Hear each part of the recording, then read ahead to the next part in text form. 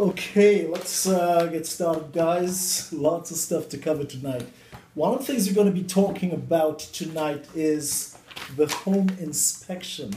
Had a call today about just the whole notion of home inspections, whether they should be included or not. And well, let's get down to it. The home inspection clause is something that I always put in offers, and it protects the buyers. So if I'm acting for you in a purchasing capacity, what we do is we say, look, we want to buy the place, we'll give you this much money. However, this deal is conditional on having my guy come in, take a look at your property, and telling us what's up. If we don't like what we hear, and if we don't like what we see, deal's off. It's as simple as that.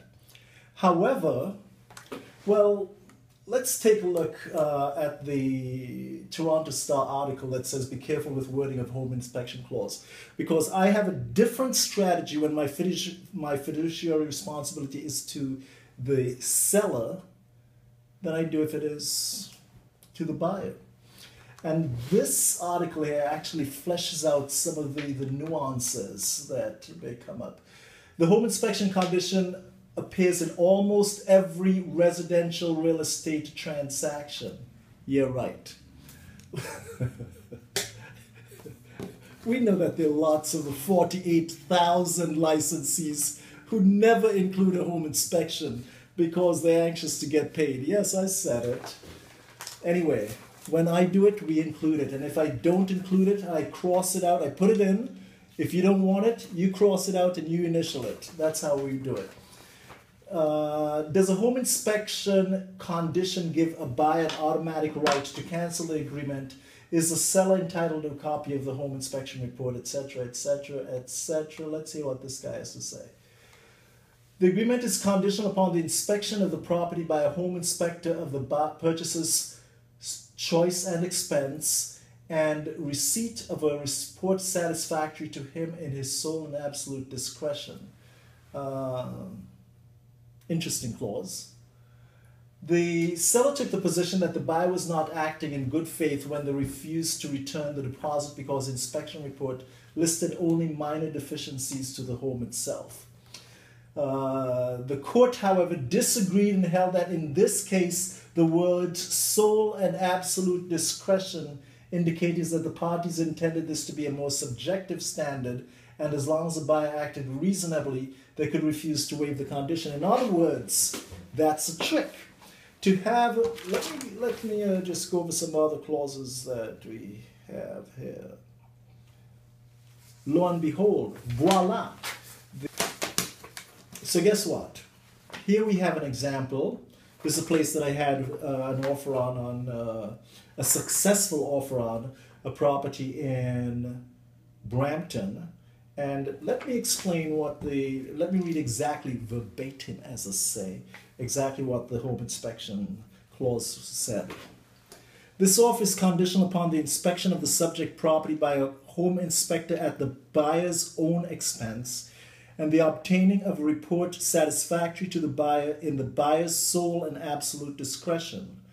Unless the buyer gives notice in writing delivered to the seller within 5 banking days that this condition is fulfilled, this offer shall become null and void, and the deposit shall be returned to the buyer in full without deduction. The seller agrees to cooperate in providing access to the property for the purpose of this inspection. This condition is included for the benefit of the buyer and may be waived at the buyer's sole option by notice in writing to the seller within the time period they stated herein.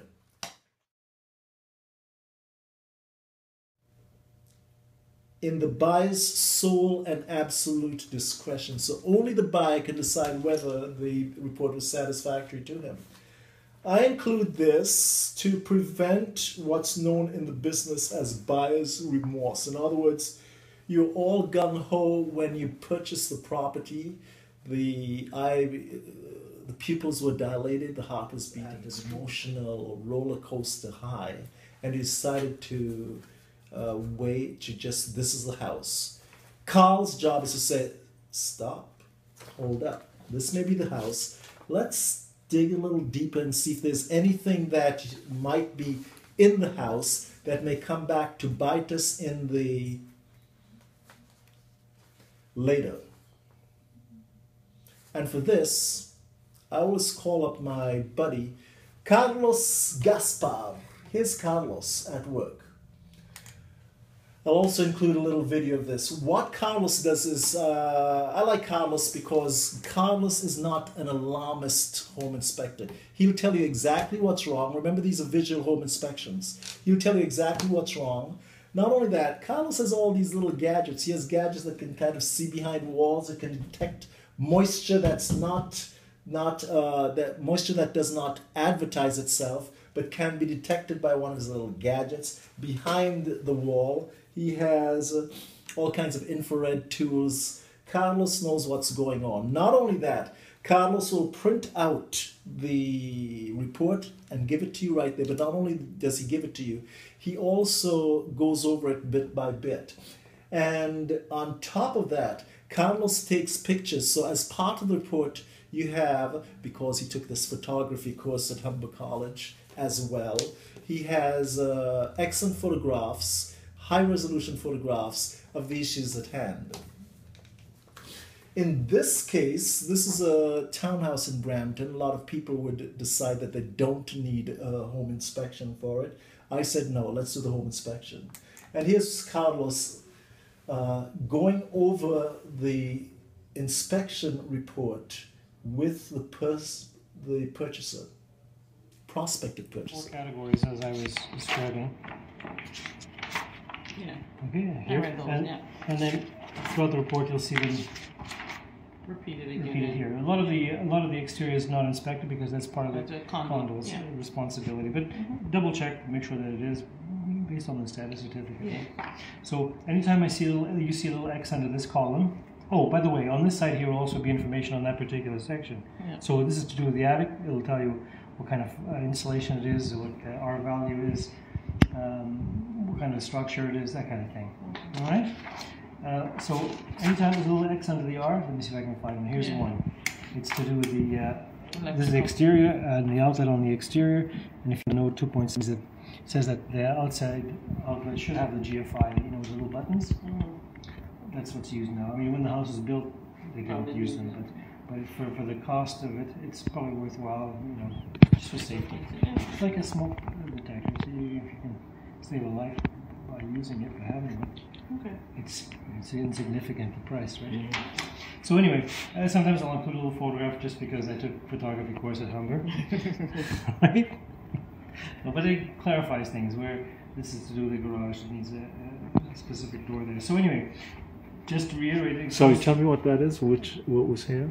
Oh, there's a spring. The door that goes from the house into the garage has to have a, because this is a firewall. Right. Okay. Has to have a spring. It is a fire door because it's solid and it's steel, but it needs a spring. Actually, I'll go take a look at that now as well. That makes sense. Well, it should self-close, right? Exactly. Just so that it closes it. Oh.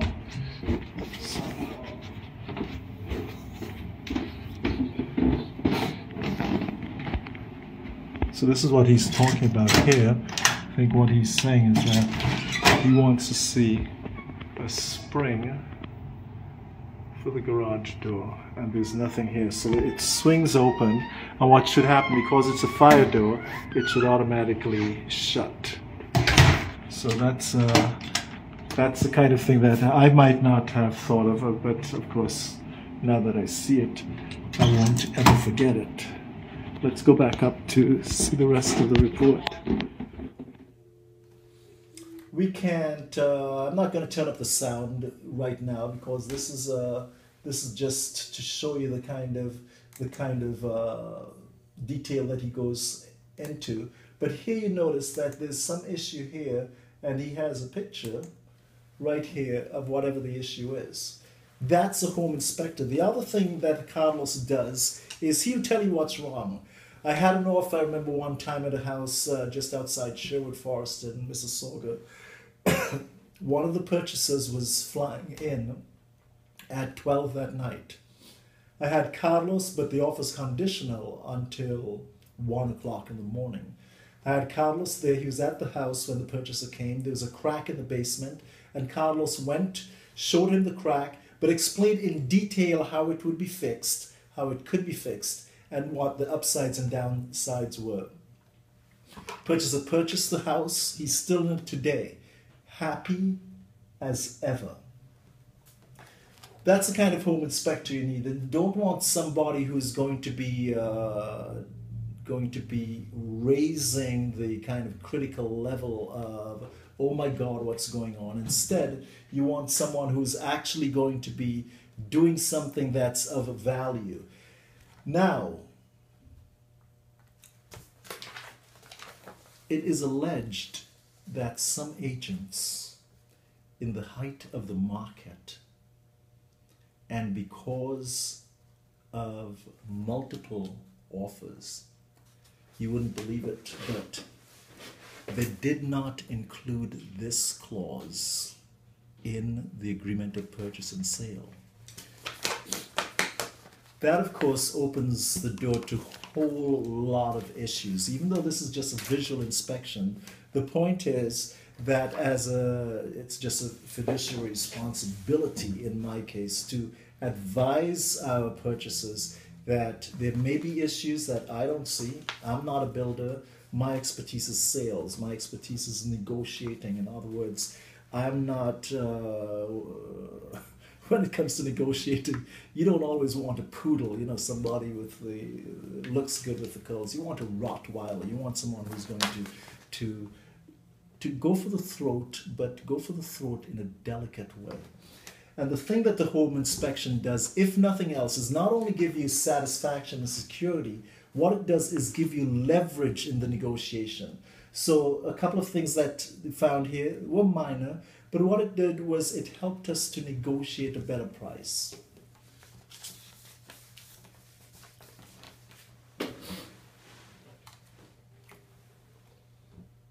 I would suggest always get a home inspection. It saves so many problems. It saves so many potential problems, and it neutralizes what we call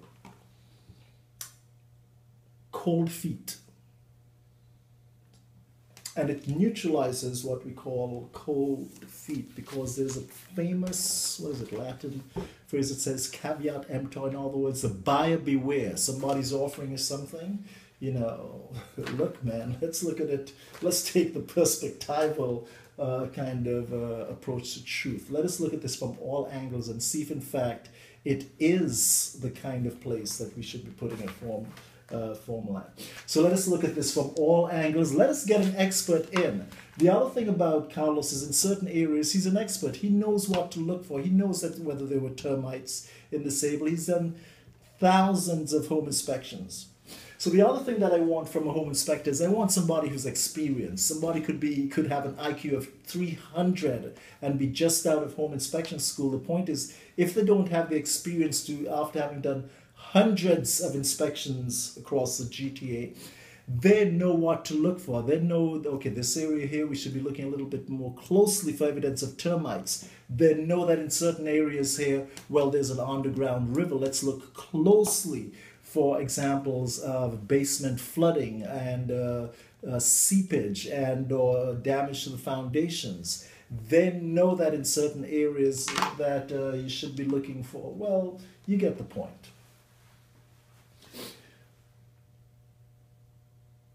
Guys, always get a home inspection. Even when your realtor advises against it, get a home inspection. Stay with us if you can.